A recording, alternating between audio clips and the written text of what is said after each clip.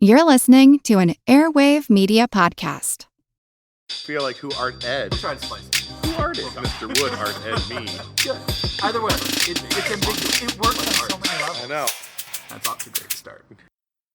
Welcome to Who Arted, where we explore visual arts in an audio medium. I'm your host, Kyle Wood, and today we're going to be looking at Rene Magritte.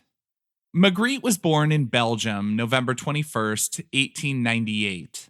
His father was moderately successful in manufacturing. At some points, the family lived in relative comfort, but they also had some leaner times, and they moved around a little bit. Before he developed his sort of surrealist style that he became really well known for, he was influenced by the Impressionists as a teenager. In 1916, he left home and studied at the Académie Royale des Beaux-Arts in Brussels. At this time, 1916, the big movements going on were like Cubism, Futurism, and he was dabbling in those styles. He spent some time doing freelance designing of like ad posters. He worked for a little bit in a wallpaper factory. Although he was making other stuff to pay the bills, he was still painting throughout this time. In the 1920s, the Surrealist Movement was taking root, and he was captivated by it. This moved his work in a whole new direction. He started making these witty sort of paintings he became famous for. He was starting to gain some traction in the Surrealist circle, but in Belgium, his work wasn't all that well received. He had a one-man show in 1927, but it didn't go over well. Shortly after, he moved to France. While he's in France, he lives in the suburbs of Paris, and he starts hanging out with essentially like all the cool kids of the Surrealist movement. He's hanging out with Salvador Dali, Max Ernst, Juan Miró. It was around this time that he made one of his most famous works, The False Mirror, first painted in 1928. He made a couple of versions of it, and I talked about that in greater detail in the full episode I recorded with my friend Emily Fiedler. I'll link that in the show notes. For this mini episode, I want to talk a little bit about Son of Man. Harry Torxener, not sure if I got the pronunciation right on that, but he was Magritte's good friend. He was an advisor and a patron. He commissioned Rene Magritte to paint a self-portrait.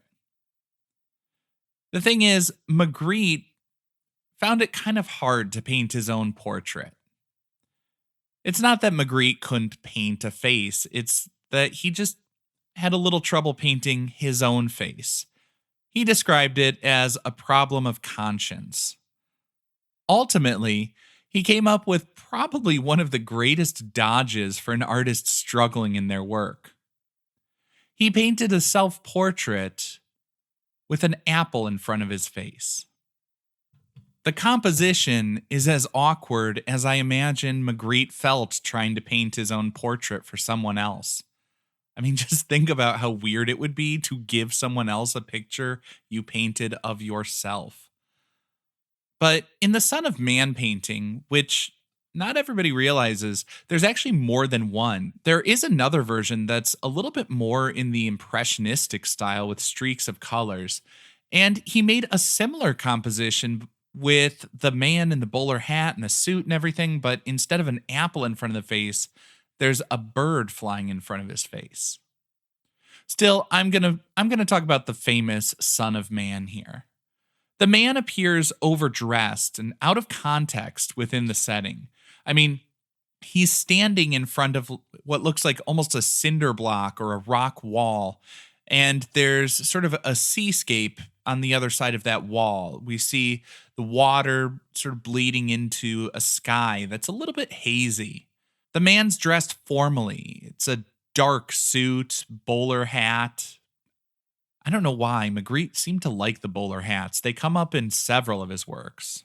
The pose is stiff and rigid. He seems uncomfortable, possibly because if you look really closely at his left elbow, viewer's right side, it appears to be bent backwards. If I were looking only at the bottom right of this painting, I might think the man was facing the water, but as I look up, I can see he's looking back at me, or at least he's trying to.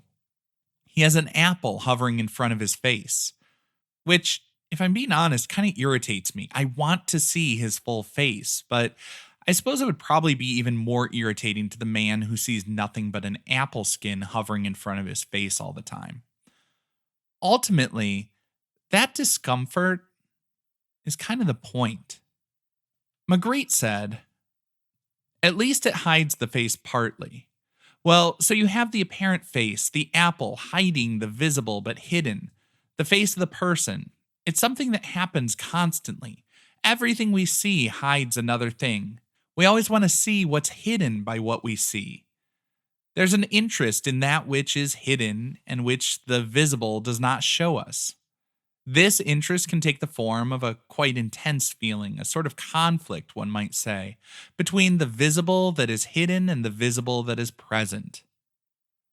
And what he means by that is we see something in front of our face, and at the same time, we know that thing we're seeing is blocking our view of something else we could be seeing. That's the kind of twisted, sort of circular logic that Rene Magritte liked to expose and pull apart and confront in his artwork. I also think there's something interesting, some would say telling, about the use of the apple to hide the face, along with his describing his struggle as, quote, a matter of conscience. There are those who talk about religious connections as the title is Son of Man. And that's also the way that Christians refer to Jesus. Further, while not directly spoken of in the Bible, the apple is often depicted as the forbidden fruit in visual representations of the Genesis story. Ultimately, I think the reason this piece has become so popular is because it's clear and concrete enough for people to easily understand what is literally in front of their eyes, but the free associations and symbols that are so broad and vague it can't be pinned down, they lend it to lots of different interpretations. It can be stretched to whatever meaning the viewer wants to see in it, like a Rorschach test.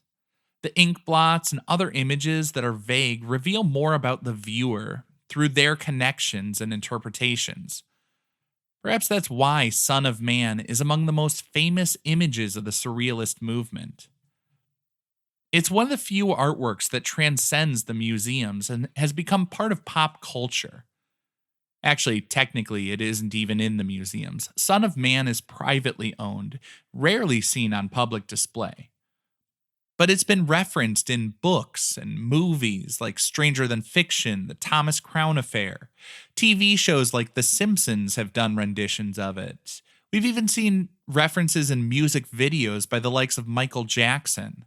But also, if you're listening to this podcast, I'm sure you're well aware, it was the inspiration for the greatest bit of pop culture in the history of the world: my podcast cover art.